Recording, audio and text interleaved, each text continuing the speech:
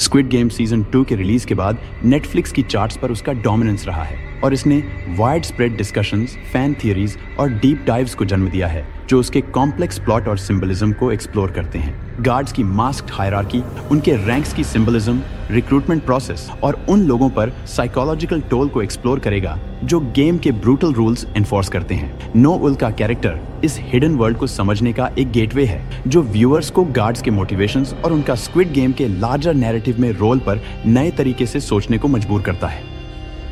Squid game के guards का एक स्ट्राइकिंग एलिमेंट उनका डिस्टिंक्ट मास्क हायरार्की है जो उन्हें 3 रैंक्स में डिवाइड करता है: सर्कल, ट्रायंगल और स्क्वायर। यह सिंबल्स सिर्फ डेकोरेटिव नहीं है, यह गेम के ऑपरेशंस में एक रिजिड पावर स्ट्रक्चर को रिप्रेजेंट करते हैं।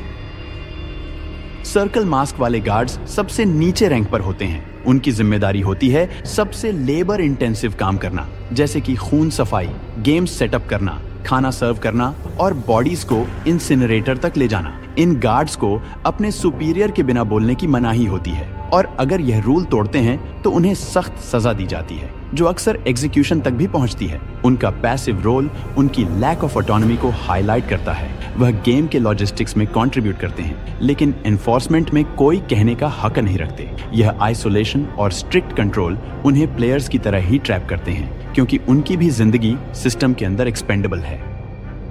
ट्रायंगल मास्क वाले गार्ड्स सोल्जर्स की रैंक को डिनोट करते हैं। यह गार्ड्स आर्म्स से आर्म्ड होते हैं और उनका काम होता है ऑर्डर मेंटेन करना और प्लेयर्स को रूल्स फॉलो करने पर मजबूर करना। उनका प्राइमरी काम अरीना में पेट्रोलिंग, रूल ब्रेकर्स को एग्जीक्यूट करना और गेम के ऑपरेशंस को स्मूथ रखना होता है। हाई स्टेक्स गेम्स जैसे रेड लाइट, ग्रीन लाइट में ट्रायंगल गार्ड्स स्नाइपर्स की तरह काम करते हैं और प्लेयर्स को दूर से एलिमिनेट करते हैं। इनका रोल वायलेंट एक्ट्स को कमिट करना जरूरी है लेकिन यह सब ऑर्डर्स के अंडर काम करते हैं। उनकी एनोनिमिटी और मास्क वेयरिंग उनकी इंडिविजुअलिटी को इरेज कर देता है और यह उन्हें गेम के टूल्स की तरह बनाता है, ना कि इंडिपेंडेंट एक्टर्स।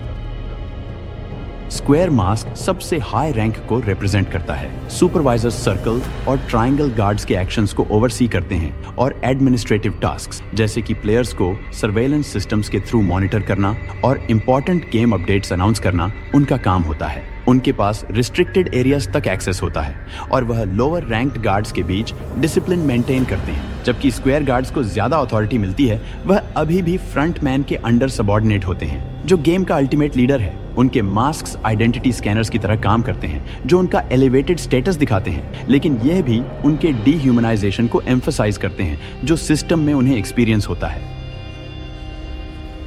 नो योल का कैरेक्टर गार्ड्स की साइकोलॉजिकल स्टेट, खासकर ट्रायंगल रैंक वाले गार्ड्स को समझने में मदद करता है। एक फीमेल सोल्जर के रूप में जो एक प्रिडोमिनेंटली मेल एनवायरनमेंट में है, नो यूल एक यूनिक पर्सपेक्टिव देती है पावर और कंट्रोल के एक्सप्लोरेशन में। स्क्विड गेम के सीजन 1 के कंपैरिजन में जहां फेसलेस गार्ड्स नजर आते हैं, नो यूल को एक कॉम्प्लेक्स इंडिविजुअल के रूप में दिखाया गया है जिसके अपने फियर्स, डाउट्स और मोटिवेशंस हैं। उसका बैक स्टोरी यह दिखाता है कि कई गार्ड्स भी बहुत डेस्परेट सर्कमस्टेंसेस से रिक्रूट किए जाते हैं, जैसे कि प्लेयर्स। कुछ को सर्विस में फोर्स किया गया होता है जबकि कुछ इसे अपने सर्वाइवल का एक मौका समझते हैं। नो यूल के इंटरेक्शंस फेलो गार्ड्स और प्लेयर्स के साथ ये सजेस्ट करते हैं कि गार्ड्स भी सिस्टम के विक्टिम्स हैं। वह भी वही रूल्स फॉलो करते हैं और उनके ऊपर भी डेथ का कांस्टेंट थ्रेट रहता है अगर वह फेल हो जाते हैं। उसका कैरेक्टर व्यूअर्स को गार्ड्स के रोल पर रीथिंक करने के लिए मजबूर करता है। जहां पर पहले लगता था कि वह सिर्फ सोशियोपैथिक एनफोर्सर्स हैं, अब वह कॉम्प्लेक्स इंडिविजुअल्स दिखाई देने लगते हैं जो एक ब्रूटल सिस्टम में सर्वाइव करने की कोशिश कर रहे हैं।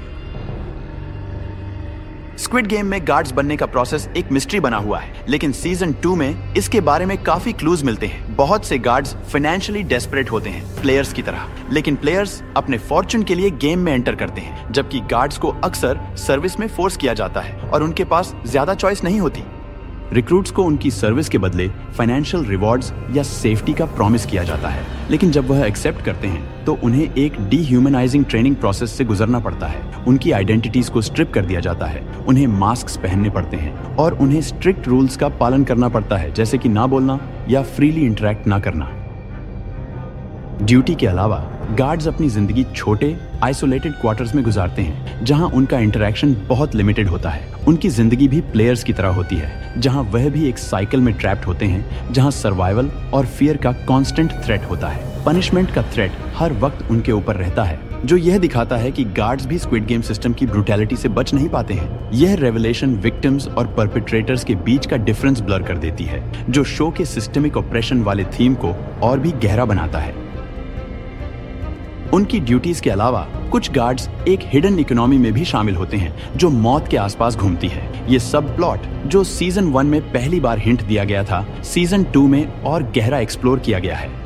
सीजन 1 में यह दिखाया गया था कि कुछ गार्ड्स एलिमिनेटेड प्लेयर्स के ऑर्गन्स को हार्वेस्ट करते हैं और ब्लैक मार्केट में बेचते हैं। सीजन 2 इस ऑपरेशन को और ज्यादा एक्सप्लोर करता है और ये दिखाता है कि ये इलिसिट ट्रेड गेम के स्ट्रक्चर में कैसे ऑपरेट करता है। सभी गार्ड्स इस स्कीम से अवेयर नहीं होते, लेकिन जो लोग इसमें शामिल होते हैं वो डेस्परेशन या ग्रीड के चलते ये करते हैं। ऑर्गन ट्रेड ये दिखाता है कि गेम कितनी करप्ट है और इसके पीछे जो प्रॉफिट ड्रिवन मोटिव्स हैं वो उसकी ग्रूसम फसाड को और भी हाईलाइट करते हैं। नोयल को ऑर्गन हार्वेस्टिंग ऑपरेशन का पता चल जाता है, जो उसकी परसेप्शन ऑफ द गेम को काफी इम्पैक्ट करता है। इस डिस्कवरी से उसके एक्शंस की मॉरल इम्प्लीकेशंस के बारे में उसकी सोच बदल जाती है और ये उसके कैरेक्टर को डेप्थ देता है। साथ ही शो के मॉरल एम्बिग्युइटी वाले थीम को भी स्ट्रॉन्ग करता है।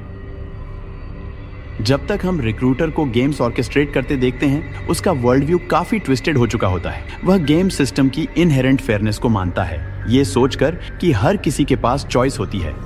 उसकी फिलॉसफी ये है कि चॉइसेस, चाहे वह कितनी भी छोटी क्यों ना हो, डिफाइंड आउटकम्स तक ले जाती हैं और वह ये बिलीफ अपने रिक्रूट्स पर भी क्रूअली एनफोर्स करता है। ये बिलीफ उसके इंटरैक्शंस में सबसे ज्यादा दिखती है, खासकर जब वह होमलेस और इम्पोवरिश्ड लोगों के साथ होता है। एक पर्टिकुलरली चिलिंग सीन में रिक्रूटर एक ग्रुप ऑफ डेस्टिट्यूट इंडिविजुअल्स को चॉइस देता है, एक लोफ ऑफ ब्रेड या एक लॉटरी टिकट। ज्यादातर लोग लॉटरी टिकट चुनते हैं, बड़ा जीतने की उम्मीद में। जब वे लूज कर जाते हैं, रिक्रूटर ब्रेड को जमीन पर फेंकता है, उनके डिसीजन का मजाक उड़ाते हुए। उसका फ्रस्ट्रेशन और ग्ली का थिएट्रिकल डिस्प्ले ये दिखाता है कि वह उनकी मिजरी में सैडिस्टिक प्लेजर ले रहा है और अपनी बिलीफ को रीइंफोर्स करता है कि उनकी सफरिंग उनकी अपनी चॉइसेस का परिणाम है।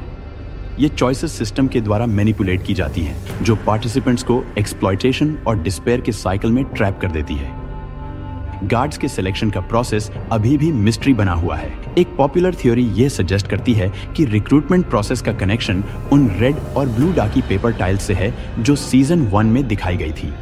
ये थ्योरी ये कहती है कि ब्लू टाइल सिलेक्ट करने से कोई प्लेयर बन जाता है, जबकि रेड टाइल चूज करने से वह वर्कर बन जाता है। यह कलर सिंबलिज्म यूनिफॉर्म से डायरेक्टली लिंक्ड है, ब्लू प्लेयर्स के ग्रीन ट्रैक सूट्स के लिए और रेड गार्ड्स के पिंक जंप सूट्स के लिए। सीजन 2 में यह थ्योरी और लेयर्स को एक्सप्लोर करता है। कैंग नो योल, एक नॉर्थ कोरियन डिफेक्टर, अपनी शेयर डेस्परेशन की वजह से स्क्विड गेम ऑर्गेनाइजेशन में शामिल होती है। नॉर्थ कोरिया से भागकर फेल होने और अपने ट्रस्ट किए गए लोगों द्वारा धोखा खाने के बाद नो योल अपने आप को होमलेस पाती है और एक कार में रहती है। अपनी डॉटर से मिलने की उम्मीद फेड हो जाती है, जो उसे गेम की इनविटेशन को एक्सेप्ट करने के लिए वल्नरेबल बना देती है। पहले तो ये समझा जाता है कि वह एक प्लेयर है, लेकिन सीजन 2 में यह रिवील होता है कि वह एक्चुअली एक गार्ड है। शो में गार्ड्स को दिखाया गया है कि वह भी एक एक्सप्लॉयटेशन के साइकिल में फंस गए हैं, बिल्कुल प्लेयर्स की तरह। एक की एग्जांपल फ्रंटमैन वांग इन हो का है, जो पहले एक डिस्ग्रेस्ड पुलिस ऑफिसर था। उसकी डेस्परेशन ने उसे अपनी वाइफ के मेडिकल बिल्स के लिए ब्राइब एक्सेप्ट करने पर मजबूर किया। उसका मॉरल कॉम्प्रोमाइज उसे गेम के ऑपरेशंस में डीपली एंटैंगल्ड कर देता है, जो ये दिखाता है कि लोग सर्वाइवल इंस्टिंक्ट्स के चलते सिस्टम में घुस जाते हैं। गार्ड्स की रूथलेसनेस एक हार्श कैपिटलिस्ट रियलिटी का रिफ्लेक्शन है, जो स्क्विड गेम में दिखाई गई है। गार्ड्स का फ्यूचर एक सेंट्रल क्वेश्चन बन जाता है। अगर गेम्स डिसमेंटल कर दिए जाते हैं तो उन कैरेक्टर्स का क्या होगा, जैसे नो योल और दूसरे गार्ड्स जो अपनी ह्यूमैनिटी को सर्वाइवल के लिए सैक्रिफाइस कर चुके हैं? क्या वो रिडेम्पशन पाएंगे या अपने एक्शंस के साइकोलॉजिकल स्कार्स के साथ रह जाएंगे? उसकी कहानी शो के डिपिक्शन ऑफ एक्सप्लॉयटेशन और पावर के काउंटर पॉइंट का काम करती है। तो आपको ये वीडियो कैसा लगा? आपके थॉट्स हमें नीचे कमेंट्स में बताएं और अगर आपको यह कंटेंट पसंद आया हो तो लाइक जरूर करें और अपडेट्स के लिए सब्सक्राइब करना न भूलें। मैं मिलता हूं आपसे अगले वीडियो में। Thanks for watching.